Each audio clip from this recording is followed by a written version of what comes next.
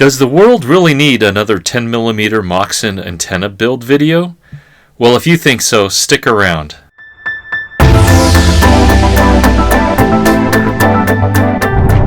Alright, maiden voyage out on winter field day for the 10 meter Moxon. Went really well. Got quite a few contacts from Phoenix to Alberta, Canada, all over the Midwest, Ohio, Michigan. I got Virginia. I don't even have Virginia for my home shack, but got out there, all contacts on 10 watts, so thing was working pretty good. Construction is almost entirely out of PVC pipe, starting with the center hub, which are just two 1-inch PVC pipes heated up and bent into an X. And the X accepts PVC adapters, which basically grab the handle of the fishing pole and allow you to adapt it to the hub.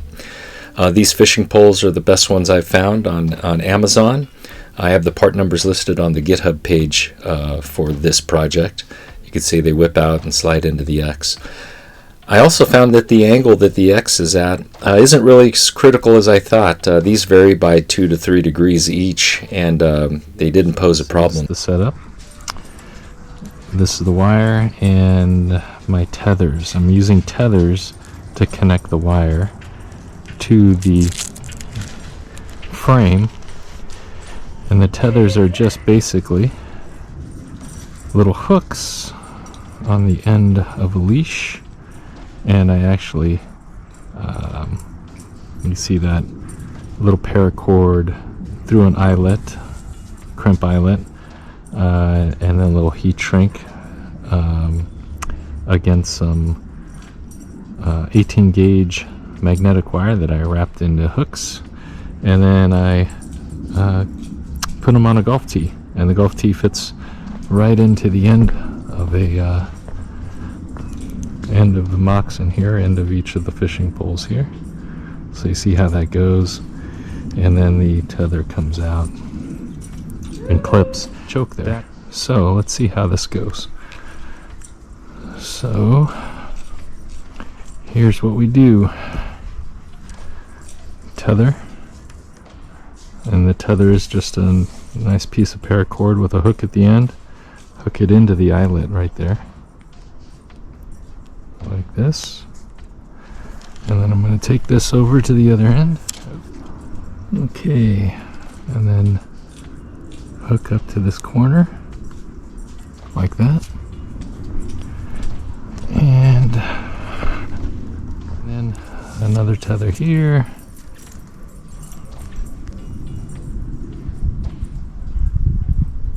Let's see, there we go, and you can see how it's all winding up. And then what we're going to do is I got a common mode choke up here. Oh, I'm on the wrong side. I'm going to have to rotate. There we go. So I just have see that I have the coax that's running through the bottom here up to the top, attaches to one end of the choke, and then I have a little 316 tied to the other. I think I'm going to change this to just wrap the 316 around there instead of try to do the double fold there. So this is the little insulator. I guess I could have used, I think I'm going to make another one that just crimps eyelets on the end of some more trimmer wire. Make it a little lighter. This is just a piece of plastic I found. So tighten that up there, and grab this piece, go over the top. Just make sure you're going over the top.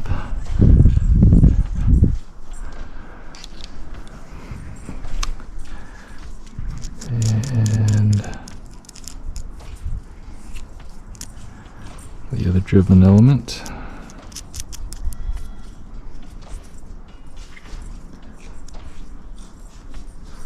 I guess you could cinch these down. I'm just finger time. Maybe put some wing nuts on it. I'm trying to make it lightweight though. Maybe some nylon cord. Okay, now what we're gonna do is to get the very last one, and I may need a chair to do this because it's gonna pop up. Okay, this is the last corner on the hook on my tether, and when I pull this, it's going to pull all of them up, and then I just stick this in like that, and there you go, Moxon away. Alright, one final shot of it all packed up. You can see it's quite portable. I throw this in the back of the truck and get 10 meters wherever I go. So there it is. Hope you enjoyed it. Again, I got a GitHub page that lists all the part numbers and some specs on it. So 73.